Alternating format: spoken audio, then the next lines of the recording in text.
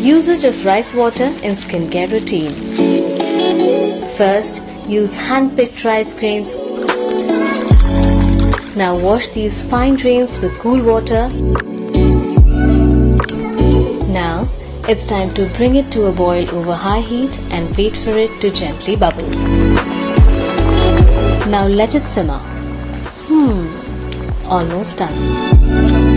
It's time to take the perfect rice out of the pot.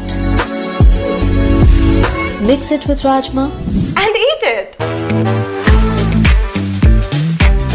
You don't need to make all that effort because for skincare, we have face cream from Organic Harvest.